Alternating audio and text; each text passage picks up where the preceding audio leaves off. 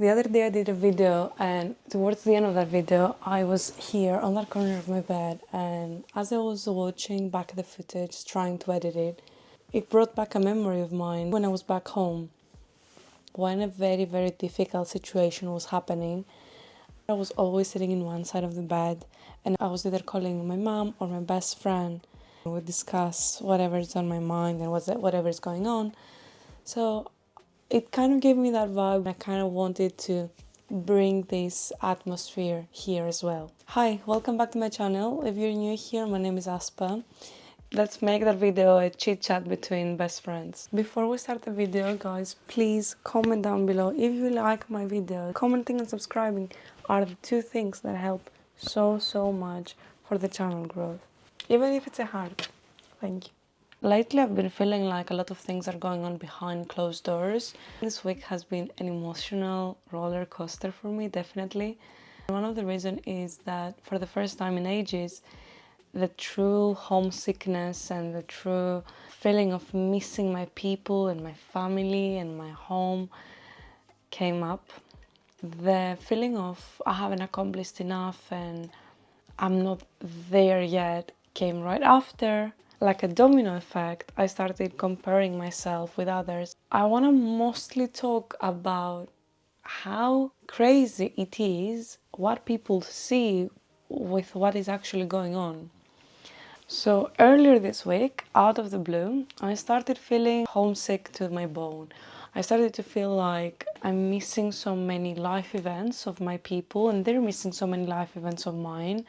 I started reconsidering any life choice I've made from the moment I moved to the UK, spiraling around the fact that life goes on and I chose a life away from anything that I know of. Cried my eyes out. After I did that, I expressed my thoughts and the way I felt to a couple of my people.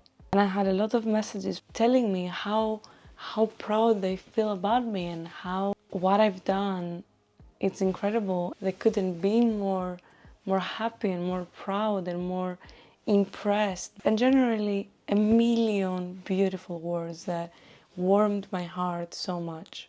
How people see us and feel about us in comparison to how we see ourselves and feel about ourselves. Here I was, 5.5 years into my journey in the UK and being here for a better future for me, feeling like I'm missing everything from back home, missing as I'm genuinely not there. My people might feel different about me right now and I might start to be forgotten by them because I'm not there.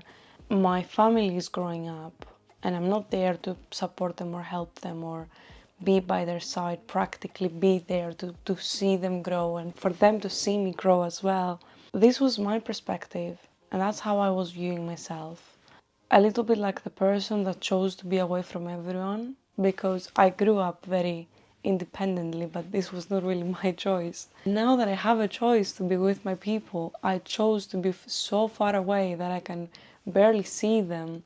So as I was reconsidering everything and as I was viewing myself like this type of person, I confirmed the fact that there's so many people out there that they view me and my choices as the thing to do and the thing to be. I don't want us to stay on the specifics. It's not me and them.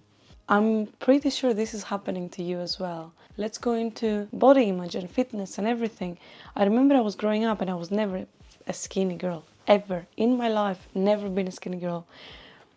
Probably one time that I was starving myself so much to the point that I was fainting when I was in high school there, but even then I saw myself in the mirror and I hated every single part of it because I felt horrible. On my head back then, in order to lift myself up, I was thinking someone is looking at your body thinking this is their goal. Someone is looking at you thinking this is where I want to be on XYZ factor, and this blows my mind because here I was on that side of the bed crying my eyes out.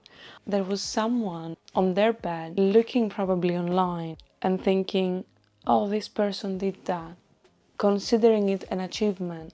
And I don't know if you belong in the same category of people that I belong. I tend to forget my achievements so much.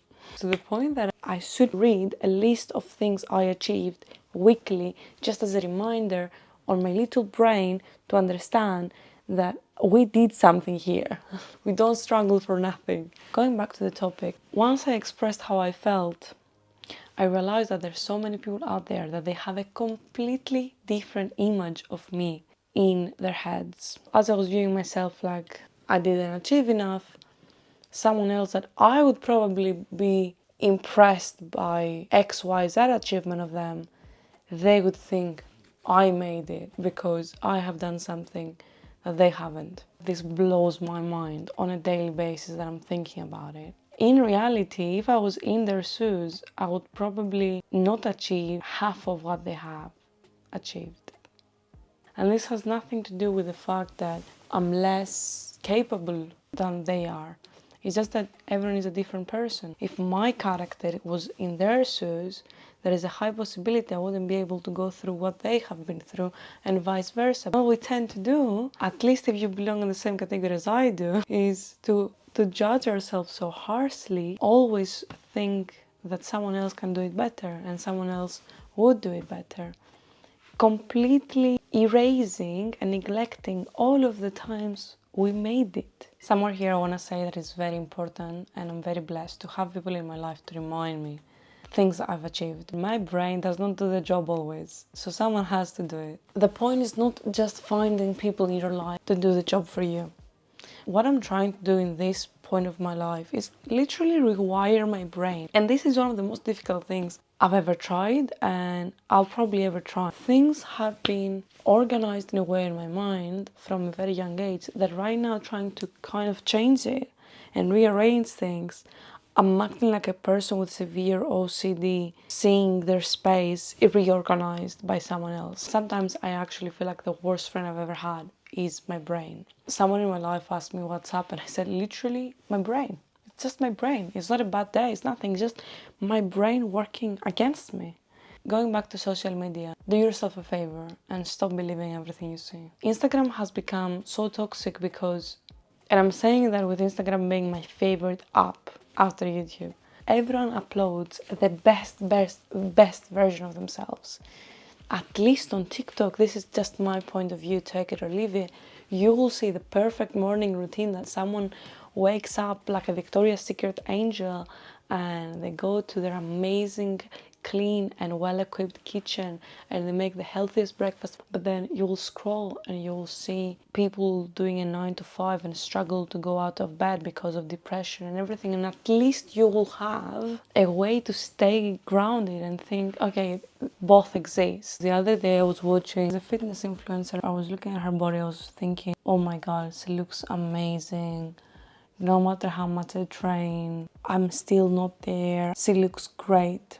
Next thing she says is how horrible she feels about her body, comparing herself with other people. Mind the fact, same body I was looking at, she's looking at, and she feels horrible. It's just crazy what social media can do to you. We tend to forget how much filters, lighting, editing adds to someone's picture out there. If you take one thing out of this video, is talk. Talk more. Talk to people about how you feel. There's nothing to be ashamed of. We are literally going through the same shit, believe it or not. Speak out your hearts and your feelings. Show who you are. If you stayed until this moment, please comment down below.